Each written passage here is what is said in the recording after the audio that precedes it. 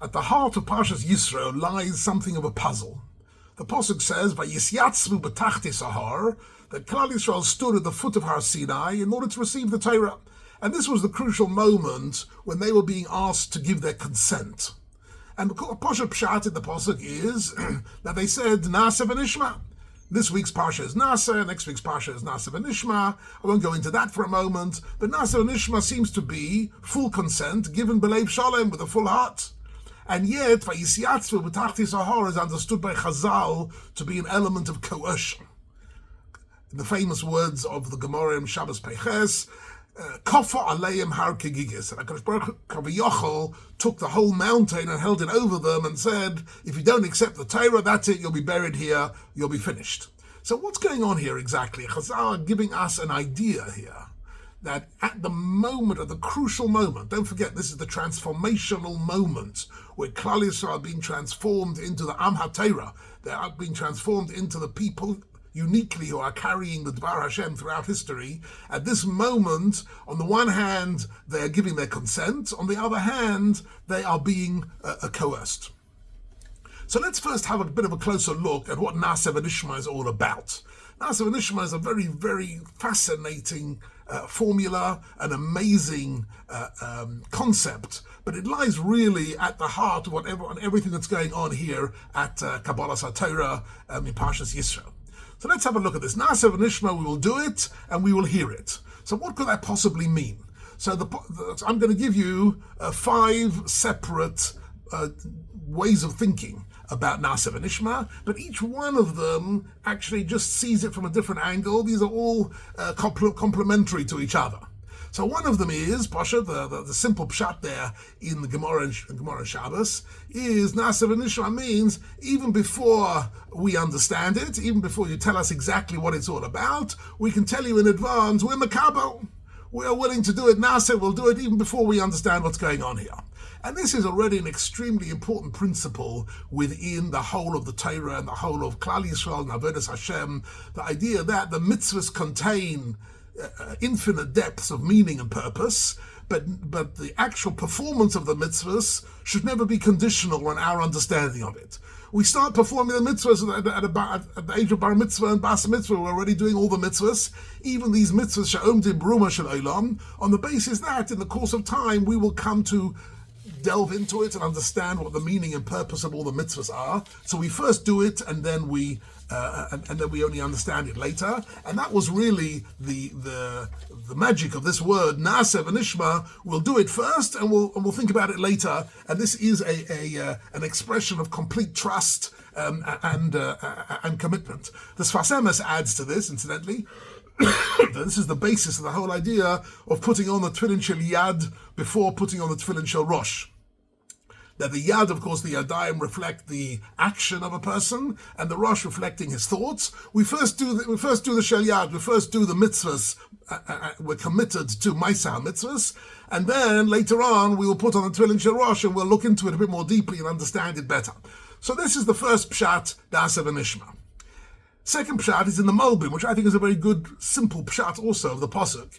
He says that Nasa v'nishma actually is a reference to mitzvahs aseh and mitzvahs lois aseh. Nasa means you've given us positive mitzvahs to do. You've given us mitzvahs of Kriyas Shema and of Tefillah and of Kiddush on Shabbos and Shofar, whatever it is, whatever mitzvahs you've given us, they're mitzvahs aseh. On those we say Nasa. And then you've also given us Isurim, prohibitions and restrictions, the Isur Malachas on Shabbos and the Isurim of Kashrus.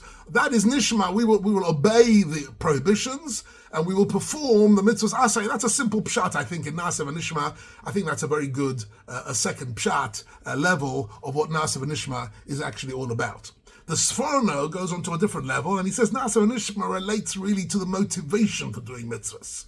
And that Nasa v'nishma means we will do all the mitzvahs, but we won't do them al manos lekabel pras. We won't do them for any self-interest motives. In other words, we've been told, and we accept the emunah shalema, that the schar of mitzvahs is ochel pereseim ba'olam hazeh, v'akeren kayemes elam haba. There are this worldly benefits and next worldly benefits to all the mitzvahs, but that's not why we're doing the mitzvahs.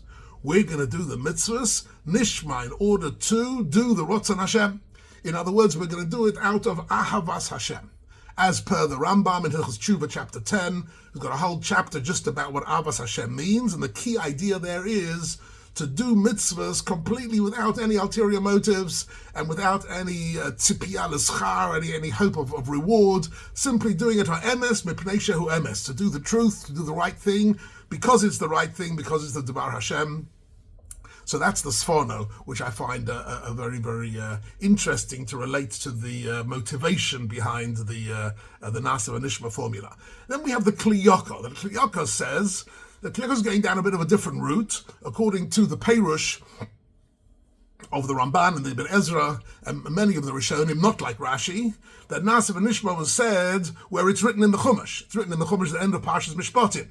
So it was only said after they had the Ten Commandments and they had the whole of Parshas Mishpatim. Then at that point, they said Nasa V'Nishma. That's how the Ramban learns, and that's how many of the Rishonim learn. And Kli Yakar says that what they meant Nasa V'Nishma was, Nasa, we will do all the mitzvahs you told us, V'Nishma, but we want to hear more. Tell us more. We don't feel that we've heard the whole story yet. We want to know the whole of the Torah. We want to know everything.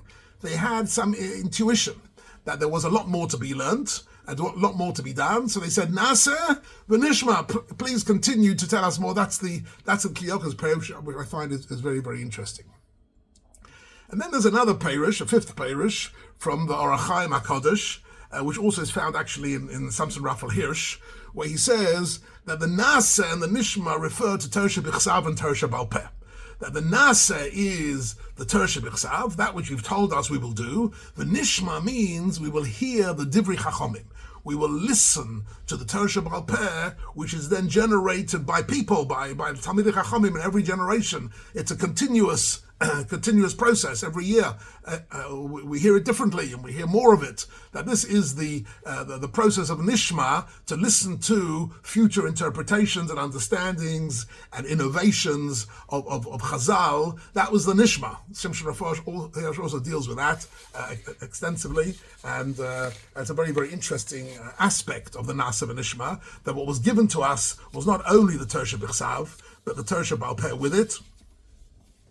And of course, Hirsch himself was battling against Reform and conservatives who claimed that the Torah B'Chsav came from HaKadosh Baruch Hu, but the Torah Ba'al Peh, Chas v'Shalom, had been invented later on by people. So, but I call upon him, this is another Perush on Nasa V'Nishma, which differentiates between Torah B'Chsav and Torah Ba'al Peh. But as I say, these interpretations of Nasa V'Nishma are all compatible with each other and only really deepen that moment of consent that is given. And the last one I want to bring you is actually from the Zohar. The sixth Perush comes from the Zohar, which is also found in the writings of the Beis HaLevi Soloveitchik, that he brings down that Nasa and Nishma are actually two completely different commitments. Two completely different statements. Nasa means we are fully committed to doing all the mitzvahs aseh, mitzvahs lo saseh, with all their details. We're fully committed to doing the right thing.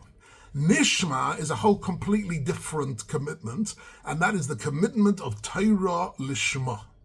Torah Lishma, as explained by Reb Chaim Volozhin in the Sha'ar Daled of the Nefesh HaChaim, to learn Torah for its own sake, to delve into the wisdom of Torah, simply to immerse ourselves in the Devar Hashem. And that's the Nishma. The Nishma means we want to learn the Torah. We'll do it because you told us to do it without understanding anything, just as a matter of Avodas Hashem. But the Nishma is a separate Kabbalah. The Kabbalah that we want to also become Chachomim, we want to become understanding, we want to absorb within us the Chochmas HaTorah, the Chochma Elokis. That is a completely different commitment of theirs. And all this is in the Nasa V'Nishma. Let's go back to my original statement. So if they had committed themselves on all these different levels, so why was it necessary, Kof Aleim Har Kegigis? Why did they have to be coerced into receiving the Torah?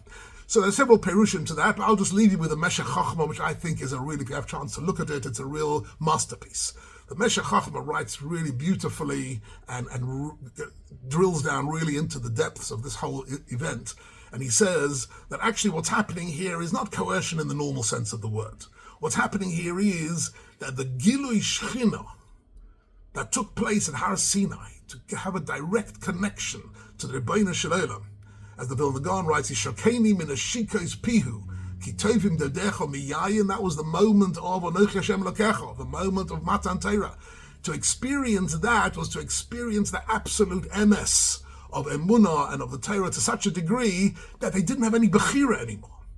They lost their Bechira. The whole of Bechira is based on the idea that we have an ambiguous world and we can choose to do mitzvahs or to do averos, to do the right thing or to do the wrong thing, and we choose to do the right thing because we're making a right Bechira. But once you're confronted by Nisim Geluyim to such a degree, Bechira goes up in smoke. There is no free choice anymore. It gets so absolutely, totally clear. Like Adam Arishan Lifnei Achet, everything is absolute clarity. It's the clarity which is Kofa Aleim HaKagigas. That made it absolutely essential for them to receive the Torah, B'Simcha and B'Leiv Sholem, and that was the great moment of Klal Yisrael, and that is the great moment Ada Yom Hazeh for every individual to go through moments of Kabbalas HaTorah. Every time you open a sefer, you'll makabel the Torah again. Asher b'chabona mikol amim. Each time you make the bracha on a daily basis, we're makabel the Torah with all these different understandings. Tosha b'chsav, Tosha b'alpeh, to do it lishma and to understand exactly mitzvahs aseh, mitzvahs leisa aseh. All these are different aspects of the Kabbalas HaTorah, and Yirotzen, that we should all be zeicher to really live that sort of life and to derive strength from the Kedusha of Har Sinai Matan Torah B'chein Yirotzen.